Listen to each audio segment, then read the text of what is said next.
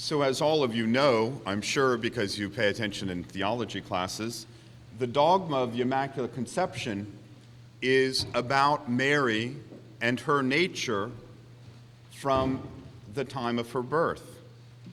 So really in today's gospel, what is the seed of that dogma of the Immaculate Conception is the greeting that the angel gives to Mary.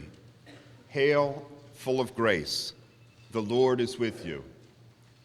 The dogma proclaims that Mary was like the first parents, Adam and Eve, with no original sin, born without original sin, without any of the sinfulness of human nature that we live with, that we know in our world today.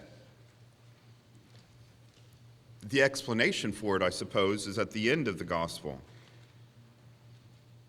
For nothing will be impossible for God. So God chooses to pick Mary from the beginning of time to be the second Eve, to have a chance to be that perfect human nature that God created in Genesis, able to do what Eve didn't, to be obedient, to say yes, to do the will of God the Father. So the question at the beginning of the Mass still holds. What does that have to do with us? We are obviously not conceived without original sin. We live in a sinful world. We are Christians in the midst of a lot of problems. The dogma of the Immaculate Conception and the importance of it for us is that God creates good. And so our human nature, each one of us is good, is loved by God, is called to that highest nature of doing what God calls us to do. And if you've had an experience of the spiritual exercises of Ignatius, it goes to the principle and foundation.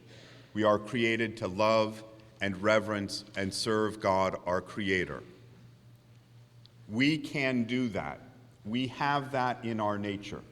That is what this dogma says to us, students, priests, faculty, administration. We have the capability to do good, to do right, to act justly, to love tenderly. That, I believe, is why the Jesuits back in 1847 said, we would like to have Mary, the Immaculate Conception, patron of this school, because we want to remind our students and ourselves that it is possible to be good and to do good. But that's not the end of the story. Mary is conceived without sin, but she has to get to this point in today's gospel where she can say, yes, I will indeed do what you have asked, God. And that requires discernment. That requires openness to what God calls each one of us to do. And to do that, we have to put aside those things which distract us from what God wants us to do. And sometimes those things are good. Sometimes those are things that we enjoy doing, and they're not sin. But also sometimes there are sinful things that will take us away from the values, the good nature that God wants in each one of us. And so again, the Ignatian exercises call us to have discerning hearts, to think not about what we want to do, but what God wants of us in our lives.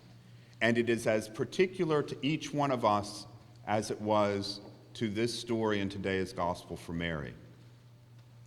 Each one of us is called to have a relationship with God that allows God to speak to our hearts, to help us to get in contact with that nature that God intended us to have, to call us to that particular will of God for each one of us in our vocation, in our life, in what we are called to do and who we are called to be. If we listen as Mary did even if we have a hard time believing what Jesus or God wants for us and respond positively, then we are living to the example of this patron, Mary, conceived without sin, who for us said yes to a request that probably made very little sense to her, to say yes to something that would cause a great deal of struggle in her life, that would change her own dreams for her life, but would also change the world, transform us, and make it possible for us to come back to that nature that God intended for us when He created us.